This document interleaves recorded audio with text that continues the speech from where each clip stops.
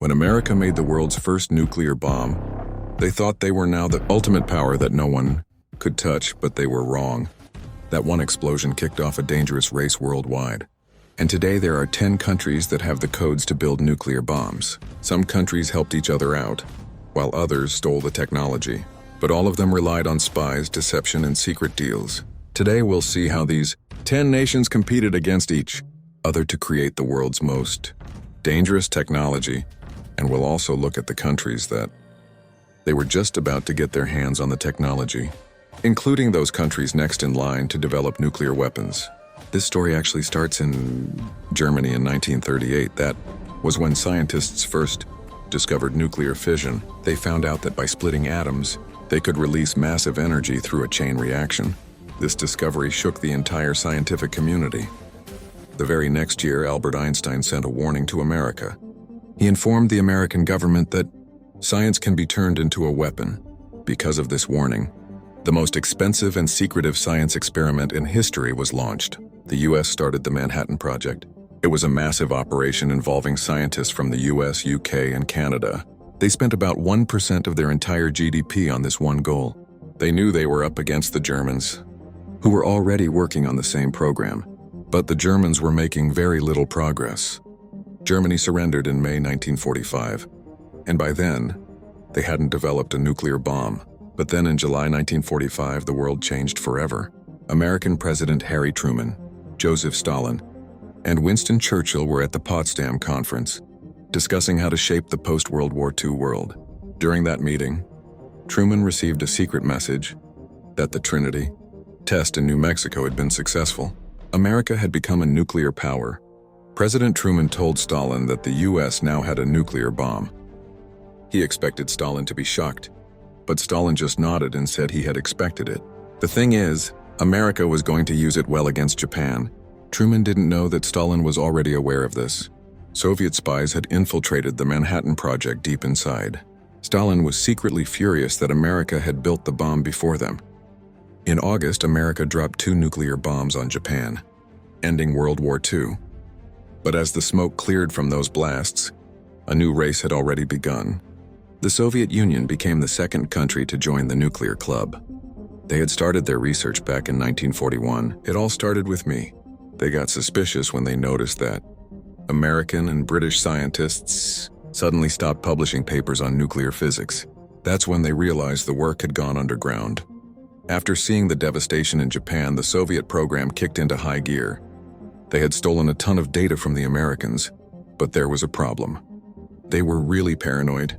They feared that American double agents might be feeding them false information to sabotage their efforts.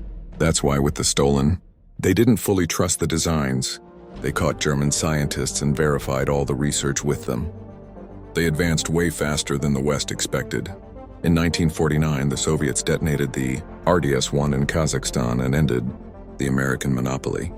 The arms race in this Cold War had officially kicked off. You might be assuming the third country was probably the United Kingdom, since the Brits were America's buddies. They had already done a lot of groundwork on a project called tube alloys. But Quebec? According to the agreement, they had to give all that research to America. The deal said both countries would share technology, but in 1946, America completely blew up that agreement. They passed a law that cut off the exchange of nuclear information. They just wanted to keep the nuclear secrets to themselves. Britain was shocked. They realized that if they wanted to stay a world power, they'd have to do something on their own. They still had the largest uranium supply in the world, plus the knowledge. So they moved really fast. In 1952, the UK tested its first bomb off the coast of Australia, called Operation Hurricane, and that's how Britain became a nuclear country too. But the game was changing. The bombs dropped on Japan were fission bombs. By 1950, scientists were working on something way more dangerous.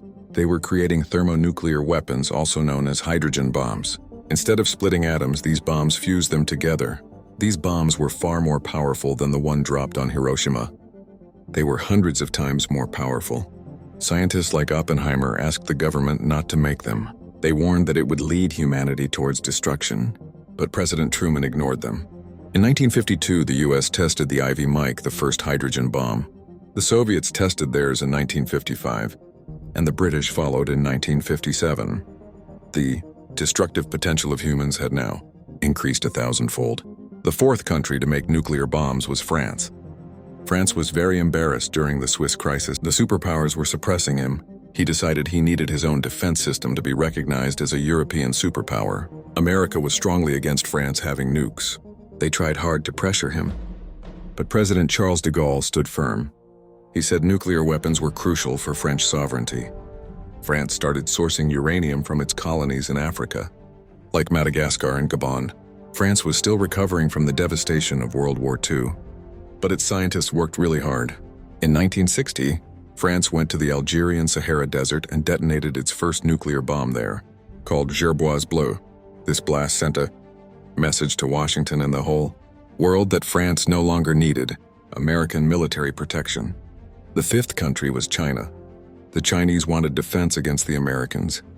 Initially, the Soviet Union helped them, seeing China as a fellow communist country, but then relations soured. In fact, Soviet leader Khrushchev started criticizing Stalin's legacy. They wanted better relations with the West. Mao Zedong felt this was totally wrong. He accused the Soviets of losing their revolutionary spirit. The two countries split, and the Soviets pulled back all their technical support. They left China to figure everything else out on its own. At that time, China was going through a huge cultural revolution, but they put all their resources into making a nuclear bomb. In 1964, China shocked the world by testing its first atomic bomb at Lop Nur Lake. Then they shocked everyone again. Just 2.5 years later, they tested a hydrogen bomb. This was the fastest leap any country had made from a basic fission bomb to an advanced fusion bomb. The sixth country on this list is the most mysterious one, Israel.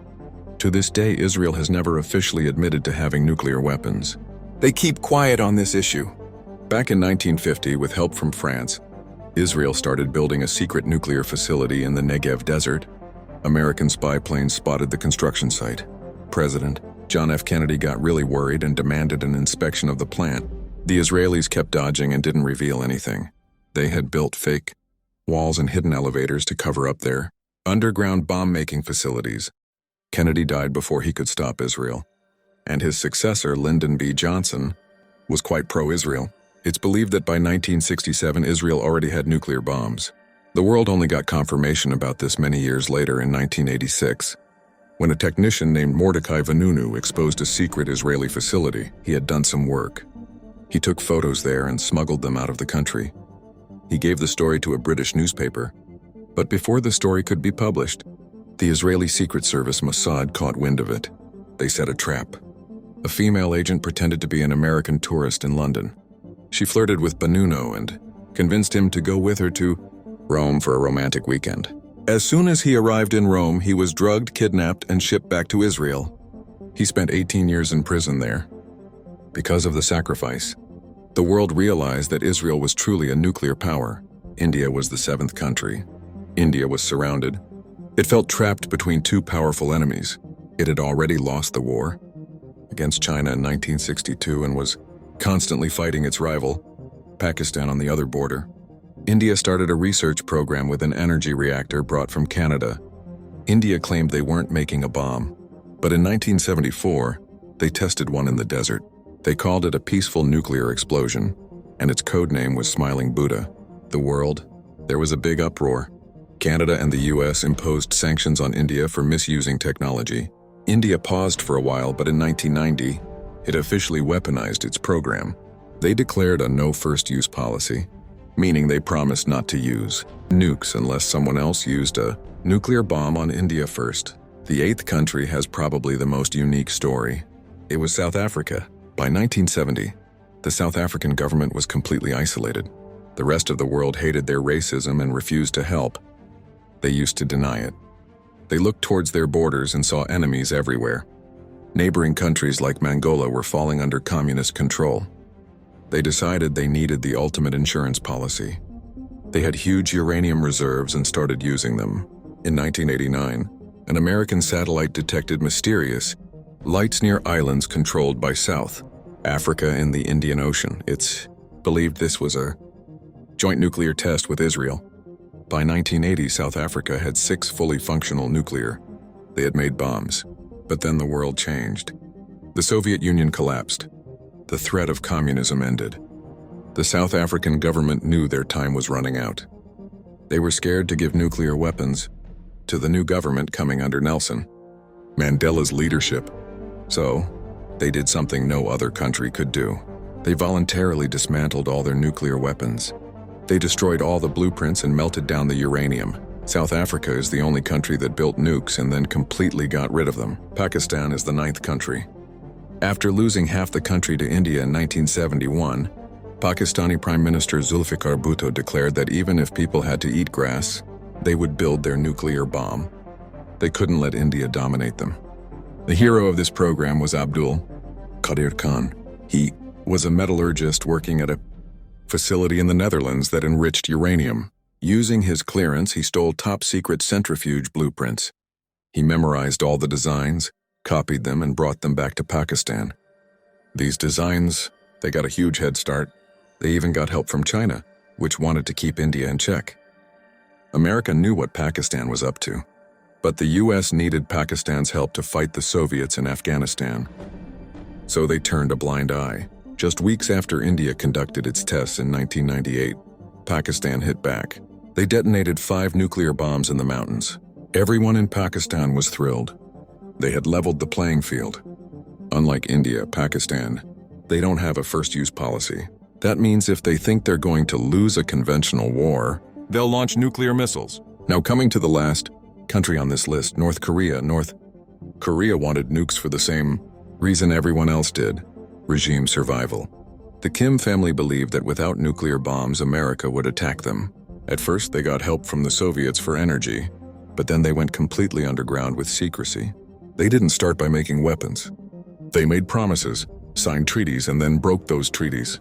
They used designs that are said to have been bought from Pakistan. In 2006, North Korea conducted its first underground nuclear test. It was a small explosion, and some experts say it was a partial failure, but they kept trying. In 2009 and 2013, they tested bigger bombs. By 2017, they tested a thermonuclear hydrogen bomb, and now they have intercontinental missiles that, theoretically, can reach the US. North Korea is the only one. The countries that withdrew from the Non-Proliferation Treaty and developed nuclear bombs are these 10, but the story doesn't end there. There are other countries that also have nuclear weapons. During the Cold War, the US and the Soviet Union hid their nuclear weapons all over the world. American nukes are still stationed in Belgium, Germany, Italy, the Netherlands, and Turkey. Recently, Russia moved its tactical nuclear weapons back to Belarus. We also need to look at the countries that they tried but failed. You'd be surprised how many countries were close to making nuclear bombs. Argentina and Brazil had military programs but abandoned them.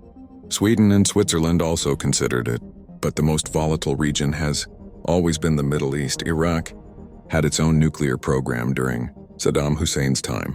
In 1981, Israel carried out Operation Opera and destroyed the Iraqi reactor with airstrikes. Israel did it again in 2007, bombing a secret facility in Syria. It was being built with North Korea's help. Now, Israel's main concern is Iran. Iran has been enriching uranium for years. Israel and the West have pushed back Iran's nuclear program by targeting it. There's another country that often gets overlooked, and that's Japan, which experts call a threshold state. Japan has advanced rocket technology and large plutonium reserves. Experts believe that if Japan wanted to, it could build nuclear weapons within months. For now, their pacifist constitution stops them. Sure, but if the geopolitical situation in Asia changes, Japan could break the treaty at any time. And in the end, we can't forget what lies beneath the oceans. Treaties and inspections focus on land, but the real power of nuclear countries is deep underwater. The US, Russia, the UK, China, France, and India all operate nuclear-armed submarines. These subs can stay underwater for months and are impossible to track. This ensures that even if a country is wiped off the map, their submarines can retaliate from anywhere in the world. Strikes can happen. This is the concept of mutually assured destruction. It's the same dangerous logic that's kept peace for 80 years. This technology, which started in a lab in Germany, has now spread to every corner of the map. We've seen the nuclear club grow from just 1 member to 10. The technology itself is old, but its blueprints are everywhere. The only thing that stops the next country is politics, not science.